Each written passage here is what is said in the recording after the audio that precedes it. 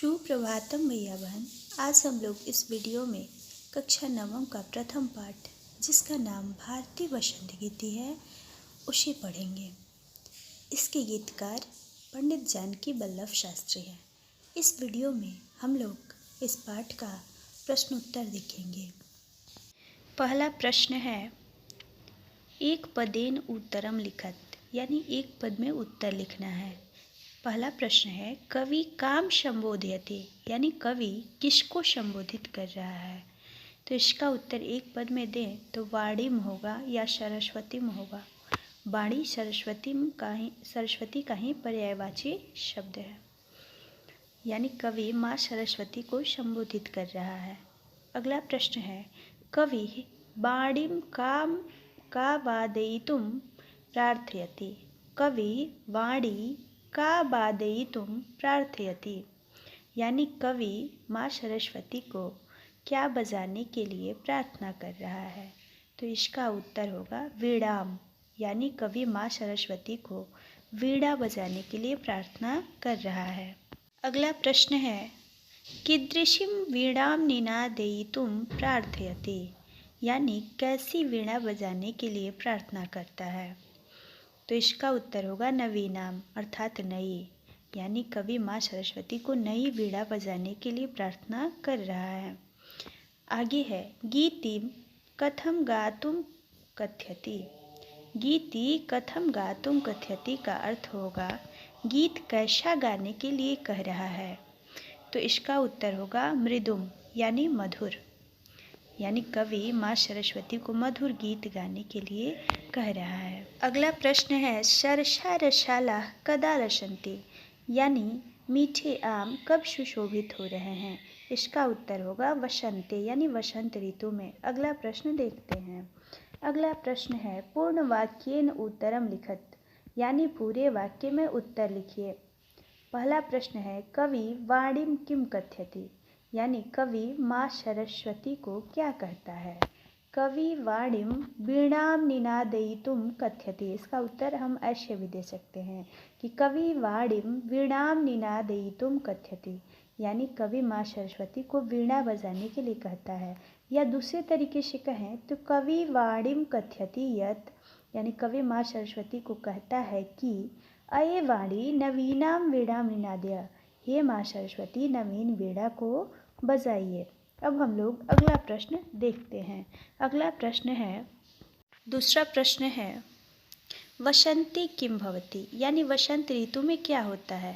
इसका उत्तर होगा वसंते सरसा रसाला लसन्ति ललित कोकिला काकलीनाम कलापः शोभन्ते च, यानी वसंत ऋतु में मीठे आम सुशोभित हो रहे हैं और सुंदर कोयलों का कूक करता हुआ समूह सुंदर लग रहा है, देखने में सुंदर लग रहा है, मनोहर लग रहा है। अगला प्रश्न है, शलीलम तो वीणाम आकर्ण्य कथम उच्छलेत। शलीलम यानी जल, हर्षिकार से शलीलम लिखा जाता है तो उसका मतलब जल होता है।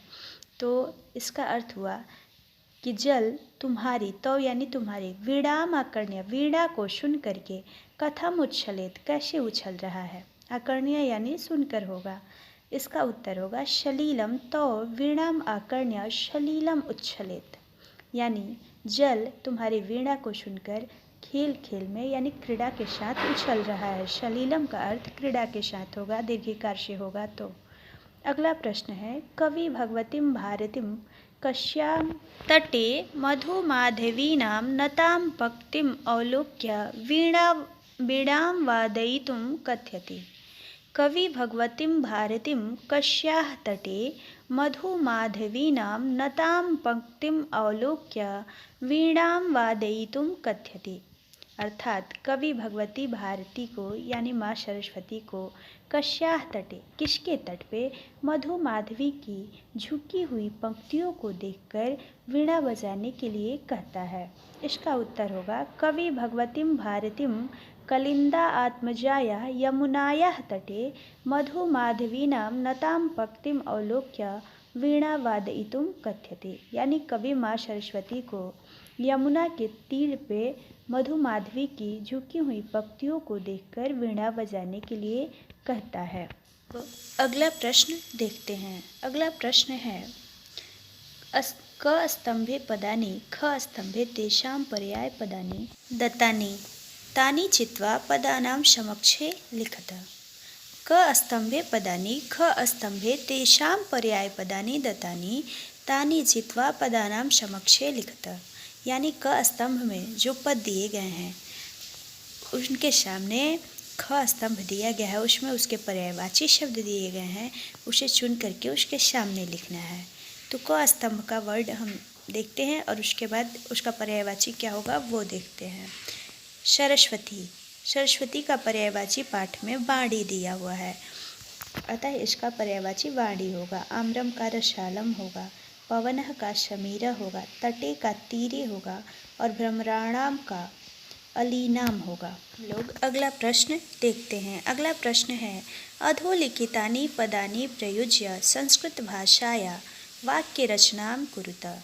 अर्थात नीचे लिखे गए पदों से संस्कृत भाषा में वाक्य की रचना करनी है।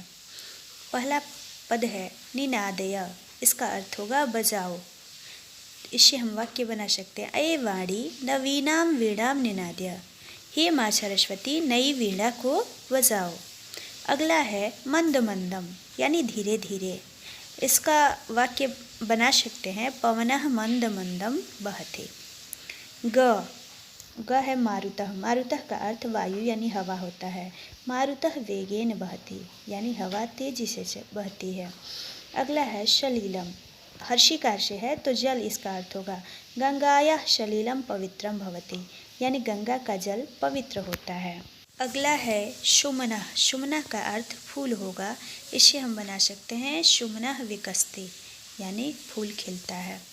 अगला प्रश्न देखते हैं। अगला प्रश्न है प्रथम श्लोकस्य आशयम हिंदी भाषया आंग्ल भाषाया वा लिखत। यानी प्रथम श्लोक का आशय हिंदी भाषा अथवा अंग्रेजी भाषा में लिखना है। तो इसका हम लोग उत्तर पहले वीडियो में ही देख चुके हैं। सभी भैया बहन उस पहले वीडियो को देख करके इसका उत्तर लिख लेंगे। अब अगला प्रश्न हम लोग देखते हैं। अगला प्रश्न है अधोलिखितानां विलोम पदानि लिखत। यानी नीचे लिखे गए पदों के विलोम पद लिखने हैं। कठोरम, कठोरम यानी कठोर होता है, उसका विलोम पद मृदुम अर्थात कोमल होगा। अगला है कटु, उसका मधुरम होगा। शीघ्रम, उसका मंदम होगा। प्राचीनम, उसका नवीनम होगा। और निरशः यानी इसका विलोम पद सरसः होगा। अब सारे प्रश्नोत्तर हो गए। आज के लिए बस इतना ही। सभी भैया बहन इन सारे प्रश्नोत्तर को अपने अपने नोटबुक में नोट कर लेंगे। धन्यवाद।